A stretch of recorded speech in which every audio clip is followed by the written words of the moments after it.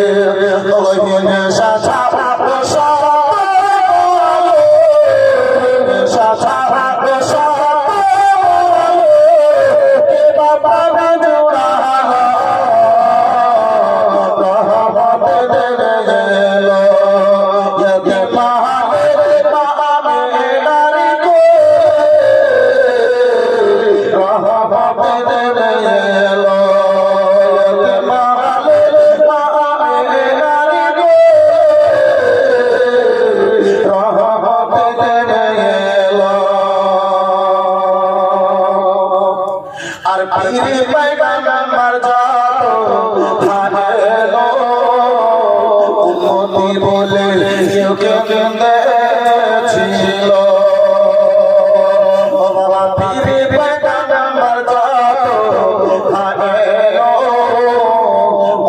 উম্মতি বলে কেউ কেঁদেছিল সাজদাতে ও মাতারে সাজদাতে আমারে উম্মতি বলে কে কাঁদিল রহমতের এলো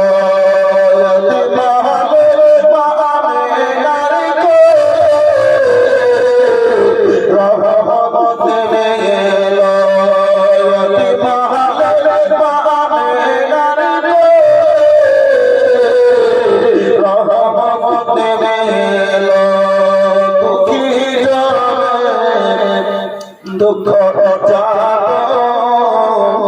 দুঃখ ভোলালো রহমতের এলো মুর্শিদ আল্লাহুম্মা সাল্লি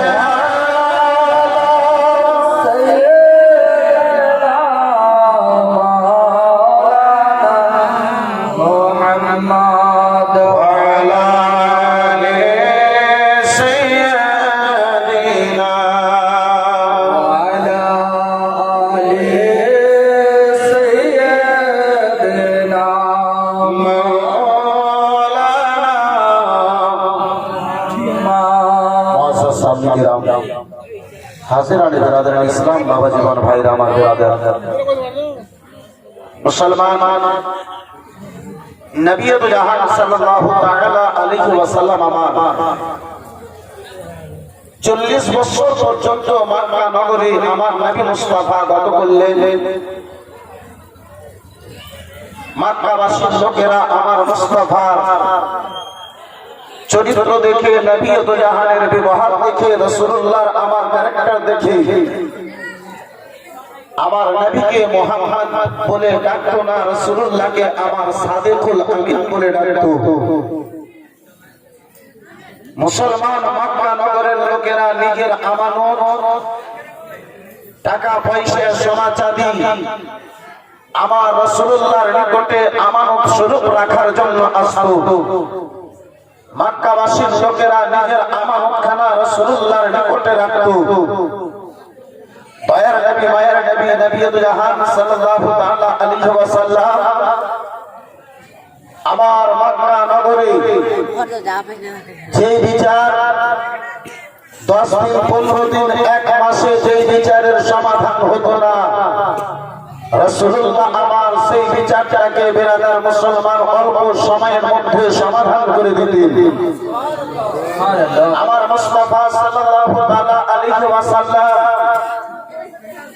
যার নিকটে যে কথা বলতেন আমার মুস্তাফা মক্কা নগরের লোকেরা আমার মুস্তাফার সেই কথার কানাকে বিশ্বাস করত আমার মুস্তাফার সেই কথাকে মেনে নিত বন্ধু আমার বিরাদার মুসলমান নবী জাহান সাল্লাল্লাহু তাআলা আলাইহি ওয়াসাল্লাম যতদিন আমার কালমার প্রচার করেন রাসূলুল্লাহ আমার যতদিন নিজের নবুয়তের এলান কানা করেননি ততদিন মক্কা নগরের লোকেরা আমার নবী মুস্তাফাকে আমার দয়ার নবী মায়ার নবীকে বিরাদার মুসলমান সাদিকুল আমিন বলে মেনেছিল জেনেছিল রাসূলুল্লাহকে আমার সত্যবাদী বলে বাবা তারা মেনেছিল রাসূলুল্লাহ 40 বছর বাবা গত হয়েছে নবী জাহান সাল্লাল্লাহু তাআলা আলাইহি ওয়াসাল্লাম আমার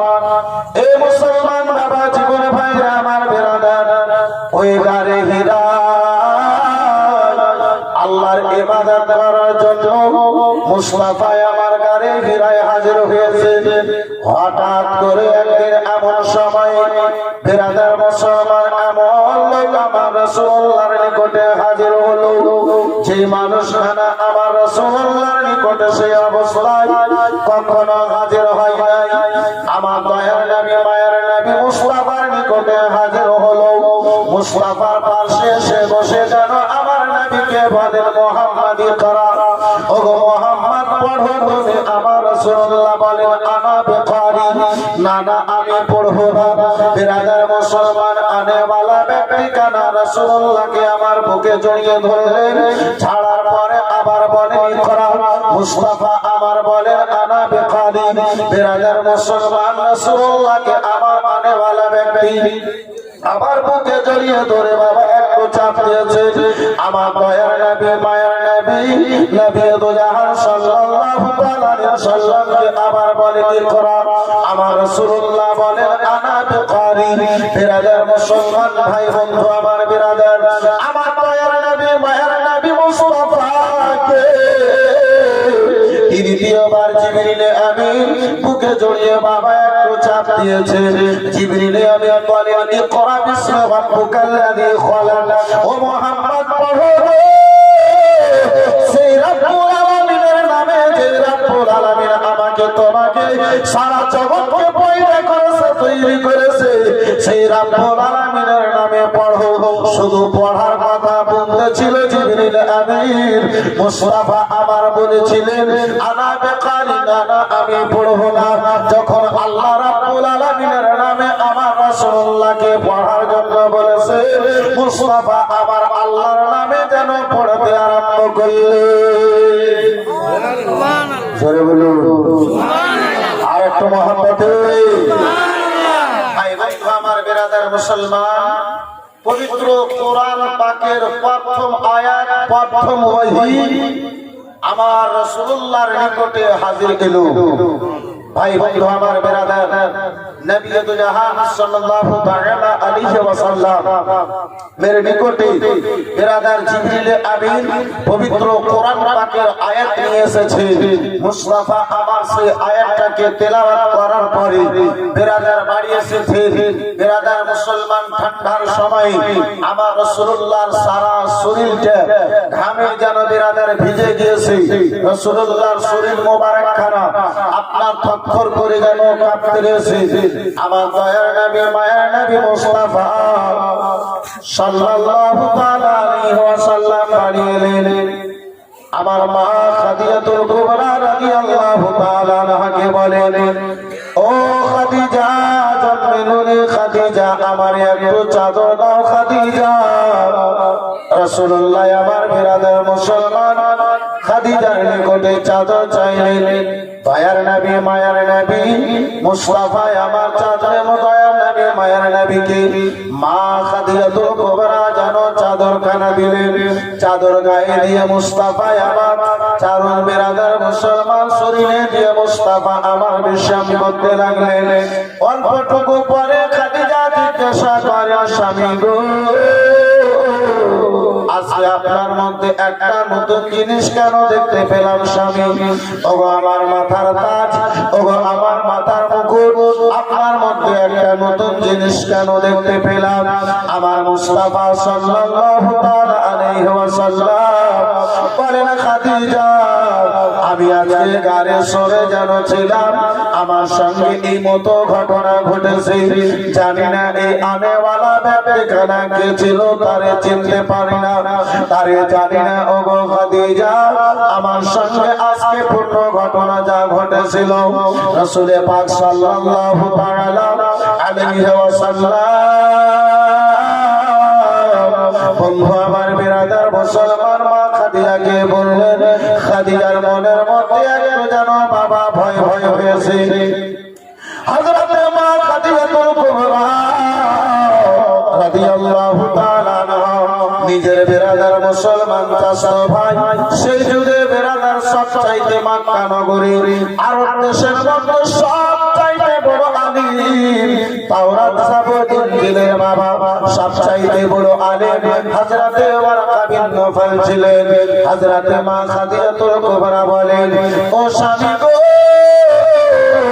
আপনার কথা কানা শুনে আমারও একটু যেন ভয় হয় তাহলে চলুন একটু ওয়ারকা বিন নফল আমার চাচা ভাইয়ের নিকটে যাওয়া যায় বর্তমানে সবচাইতে মক্কা নগরের মধ্যে বড় আলিম হযরতে ওয়ারকা বিন নফল বয়স্ক হয়ে গেছিলেন চোখের জ্যোতি কিনা নষ্ট হয়ে গিয়েছিল তাওরাত তের বিরাদার মুসলমান সুরিয়ানি ভাষায় হযরতে ওয়ারকা বিন নফল যেন বিরাদার মুসলমান ব্যাখ্যা করতেছিলেন সেই সময় হযরতে মা খাদিজাতুল কুবরা রাদিয়াল্লাহু তাআলা আনহা আমার দয়ার নবী মায়ার নবী নবী দুলহান সাল্লাল্লাহু তাআলা আলাইহি ওয়াসাল্লাম কে নিয়ে হাজির হলেন। ওয়ারকা বিন নাফল কে মা খাদিজাতুল কুবরা বলেন, ভাইজান আমার মাথার মুকুট, আমার মাথার তাজ কিছু কথা বলে ভাই, একটু শুনে বলুন তো। আজকে আমার স্বামী আমার মাথার মুকুট মোহাম্মদ ইবনে আব্দুল্লাহর সঙ্গে এই যে ঘটনাটা ঘটেছে, এই ঘটনার কারণটা কি রয়েছে? দয়ার নবী মায়ার নবী নবী দুলহান সাল্লাল্লাহু তাআলা আলাইহি ওয়াসাল্লাম আমার গারে সুরে গারে হিরায় এ বেরাদার মুসলমান যে ঘটনা ঘটেছিল, সম্পূর্ণ ঘটনা আমার মুস্তাফা বললেন। ওয়ারকা বিন নাফল চিন্তা ভাবনা করার পরে হযরতে খাদিজাতুল কুবরাকে বলেন, খাদিজা, ও খাদিজা, বড়ই তুমি ভাগ্যবান রয়েছো খাদিজা। সেই সময়টা আর দূর নাই যে মোহাম্মদ ইবনে আব্দুল্লাহ নিজের নবুয়তের প্রচার করবে। ও খাদিজা, যখন তিনি নিজের নবুয়তের প্রচার করবেন, যখন তিনি নিজের কালেমার এলান করবেন, এই মক্কাবাসীর লোকেরা তিনার শত্রু হয়ে দাঁড়াবে, তিনার দুশমন হয়ে দাঁড়াবে। এমন অবস্থা চলে আসবে যে মক্কা নগরের লোকেরা তিনাকে মক্কা নগর থেকে বের হতে বাধ্য করে দেবে। মা খাদিজাতুল কুবরা বলেন, ও ভাইজান, আপনি কি বলেন যে লোকরা সারাদিন মেহনত করার পরে নিজের মুখে একটা দানা দেয়, যে লোকরা সারাদিন মেহনত করার পরে পড়োশির খবর রাখে, পড়োশি থেকে কে ঘুমিয়েছে, কে অনাগারে ঘুমিয়েছে, যতক্ষণ পর্যন্ত পড়োশির লোকদেরকে খাবার খিলিয়ে দেয় না, ততক্ষণ পর্যন্ত যে মোহাম্মদ ইবনে আব্দুল্লাহ নিজের বাড়িতে বিশ্রাম করেন না, নিজের মুখে একটা দানা দেন না। এত বড় লোকদের খবর রাখনেওয়ালা, এত লোকদের খবর রাখনেওয়ালা, এত লোকদের হেফাজত করনেওয়ালা, এত মুশফিক ও মেহেরবান, এত দরদি লোককে মক্কা নগরের লোকেরা বের করে দেবে। ওয়ারকা বিন নাফল বলেছিল, খাদিজা, খাদিজা, তারা মেহেরবানি না দেখে, তারা দয়া ময়া না দেখে, তারা তিনার খিদমতকে না দেখে, তারা নিজের ধর্মে পড়ে মোহাম্মদ ইবনে আব্দুল্লাহর নতুন ধর্মের প্রচার শুনে তারা তিনাকে মক্কা নগর থেকে বের করে দেবে।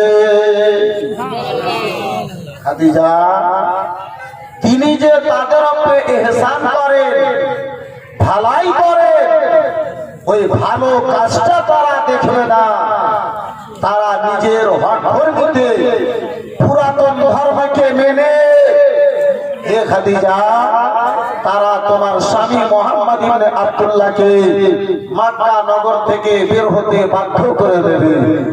আব্বা আমার, ভাই আমার, বন্ধু আমার, সেই সময় খাদিজাতুল কুবরা বলেছিলেন, খাদিজাতুল কুবরাকে ওয়ারকা বিন নাফল বলেছিলেন, হে খাদিজা, সেই সময় যদি আমি যুবক হতাম, আমি যদি বয়স্ক হতাম না, আমার শরীরে যদি তলোয়ার ধরার শক্তি থাকতো, তাহলে আমি মক্কাবাসীদের জন্য আমি তলোয়ার ধরতাম।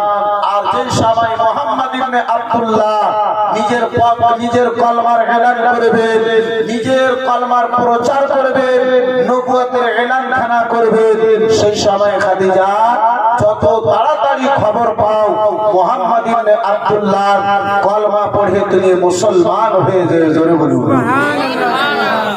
বন্ধু আমার, বেরাদার মুআজ্জাজ সামনে কেরাম, মা খাদিজাতুল কুবরা সকাল কথা শোনার পরে বাবা রাসূলুল্লাহকে নিয়ে নিজের বাড়ি ফিরে এলেন। নবী দুলহান সাল্লাল্লাহু তাআলা আলাইহি সুবহানাল্লাহ, মাশাআল্লাহ, আলহামদুলিল্লাহ। জনাব ইসমাইল আলী সাহেব 500 টাকা দিয়েছেন, মাশাআল্লাহ। নারে তাকবীর, নারে তাকবীর, নারে রিসালাত। জনাব ইসমাইল আলী সাহেব 500 টাকার দাতা মাশাআল্লাহ আলহামদুলিল্লাহ। এই ব্রাদার মুসলমান এই বাবা জীবন ভাইরা আমার জনাব ইসমাইল সাহেব দিয়েছেন 500 টাকা। রব্বুল আলামিন পাক পরওয়ারদিগারে আলম ইনশাআল্লাহ নেকি দিয়ে ভরে দেবে নামায়ে আমালের খাতা।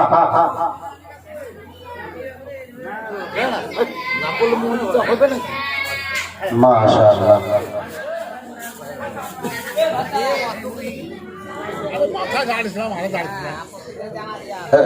যখন বুঝলে দিয়েছে তো আর কি করবে। আচ্ছা এত বয়স্ক লোকে আপনি 1000 বলেছে 2000 বলছে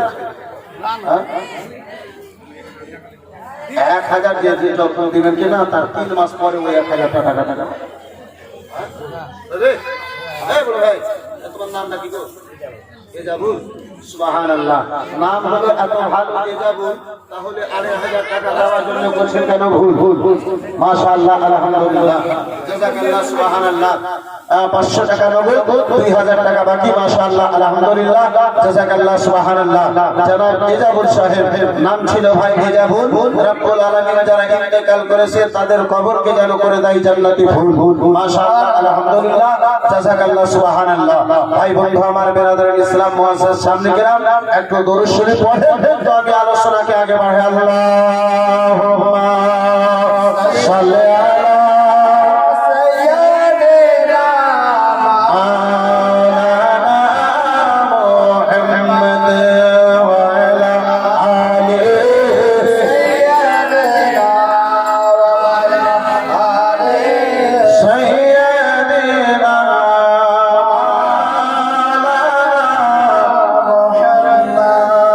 সাল্লাল্লাহু তাআলা আলাইহি ওয়াসাল্লাম। সামনে গ্রাম বেরাদার ইসলাম বাবা জীবন ভাইরা আমার বেরাদার মসজিদ আমাদেরই। এ বাবা জীবন ভাইরা আমার মসজিদ আমাদেরকে তৈরি করতে হবে। এ বাবা নিজের বাড়ি যেমন তৈরি করেছেন তার চাইতে শত গুণ জরুরি আপনার মসজিদকে তৈরি করা। আপনি বাড়ি যত ভালো তৈরি করেছেন বাড়ি থেকে আপনার শত গুণ ভালো বেরাদার আমার আপনার মসজিদ হওয়া প্রয়োজন। কিন্তু বাবা বাড়ির জন্য বেরাদার মুসলমান রাতদিন চিন্তা করি এ বাবা কিন্তু মসজিদের দিকে আমাদের ধ্যানটা কম যায়। এ বেরাদার মুসলমান বাড়ি চাইতে বেশি ধ্যানটা আমাদেরকে মসজিদের দিকে নিয়ে যাওয়া প্রয়োজন। যাই হোক এ বেরাদার মুসলমান আলোচনাকে আগে বাড়াই একটু মোহাম্মদে বলুন সুবহানাল্লাহ। ও মাঝি কোথায় যাও আমার লইয়া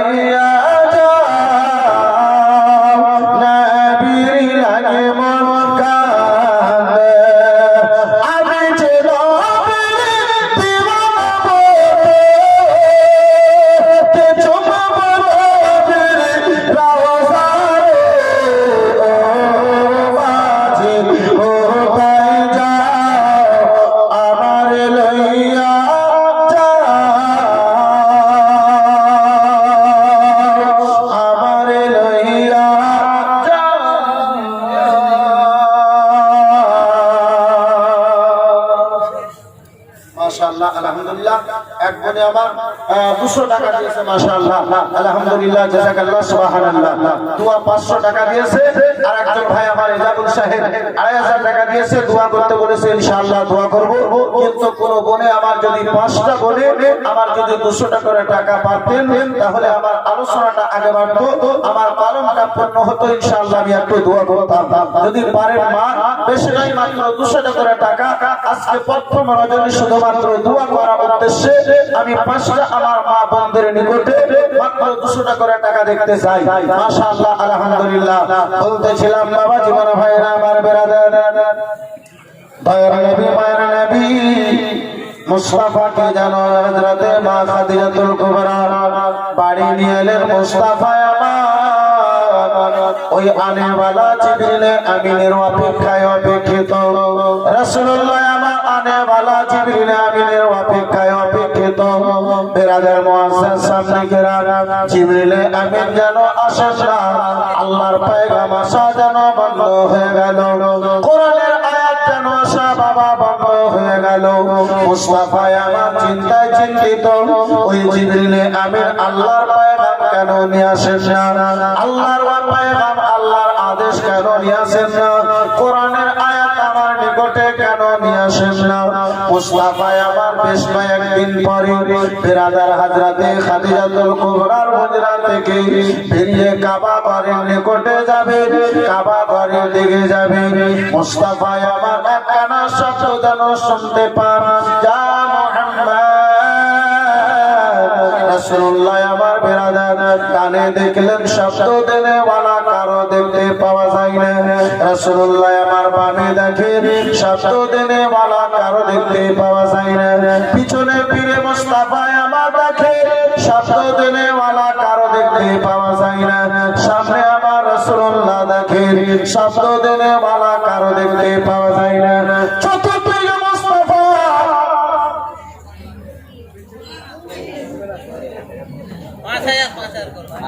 কি নাম? সুবহানাল্লাহ, মাশাআল্লাহ।